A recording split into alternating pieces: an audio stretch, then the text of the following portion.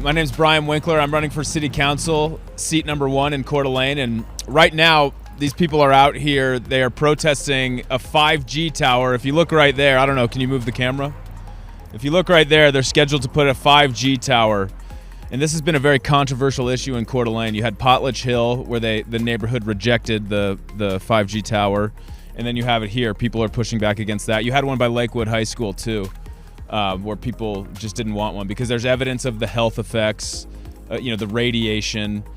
So there's a lot of evidence coming out. That's one part of it. And then the second part of it is the whole 15-minute city, the smart cities, the surveillance, right? So all of our data, the surveillance cameras on every intersection and all that data going to a centralized computer system and database. No one knows who's looking at it, what they're doing with it.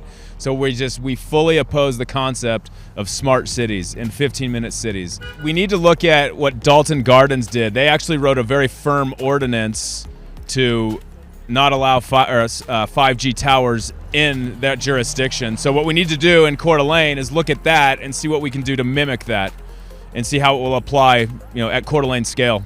Well, I'm Clark Albritton. I'm running for City Council, seat 3.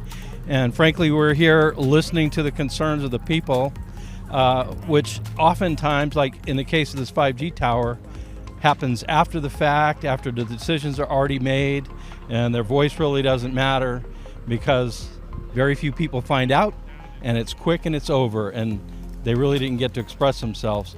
This time they moved the meeting as soon as they found out a whole bunch of people were alert.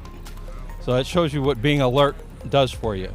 They're saying they're very concerned about the health potential risks to health and safety, especially this close to neighborhoods and houses. I mean, it's adjacent to a house.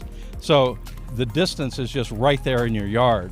Now, it was one thing if they had some distance, but these concerns are very legitimate. This is not a frivolous concern on the part of people that just don't understand the technology. This is people putting it right in their bedroom where they sleep all night with a 5G tower here. You're unfairly adjusting the perceived value of these properties by people that are going to be very concerned about the potential health risk of buying these adjacent homes. How far does that extend? We don't really know, but there's a definite impact and it needs to be heard. I think they can get educated and they can look at what the problems are. For example, the fact that there's no restriction in terms of distance that these towers can be placed to houses, schools, whatever. There's no limitation there. And also the undue influence and power that the Verizons of the world and these other large corporations have over cities under the threat of lawsuit. I mean, that's really untenable. We need legislation that will protect the people and their property values and their health. Clark Albritton, I'm running for Coeur d'Alene City Council, seat 3.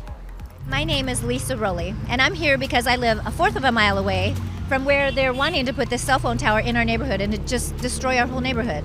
It's contamination of our neighborhood, the environment, the children, the people, the schools, me, my animals, everything. It's wrong. It's wrong. They need to put it somewhere where there's not people living in the neighborhood. There's a beautiful park over there. I'll never go to that park again. I mean, if this goes through. So I've kind of been into this for many years. I mean, there's all kinds, like they cause brain tumors, they cause sleepless nights, they cause arthritis. I mean, the list goes on, but then the FCC will say, no, it doesn't cause anything. But they're the ones paying for all the studies that say what it doesn't do. It's a lie. Thousands. I mean, I don't know how many, the 5G goes probably, I don't really know specifically, but I bet you they say fourth of a mile, you're kind of in that radius of. So, I mean, just think about a fourth of a mile in a circular. That's a lot. That's thousands of people, thousands of animals, thousands of deer in our environment. Birds destroying everything. It's not good. No, I haven't heard anybody complaining. Our service works fine. I don't talk to anybody ever. This is a money-making pit from the FCC. Honestly, it just needs to be stopped. And we need people out here to support us. We need people standing up here. A lot of people in the neighborhood don't even know. Well, first of all, we want to know about what's happening in our neighborhoods, and we're not. I have gone through major hoops to get information from the city.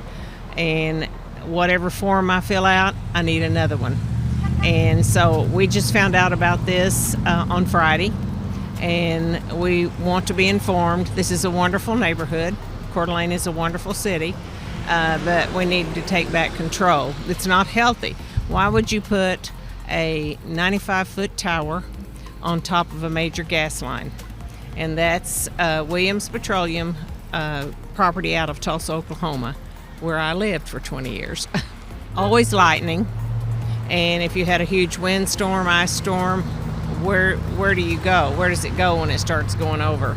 More than anything, it's the health risk of 5G. A lot of people don't believe in that. I do.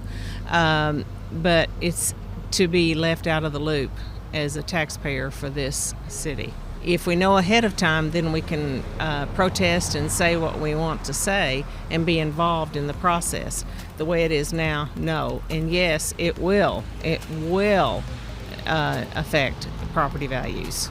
Every house around here will be affected, and for blocks.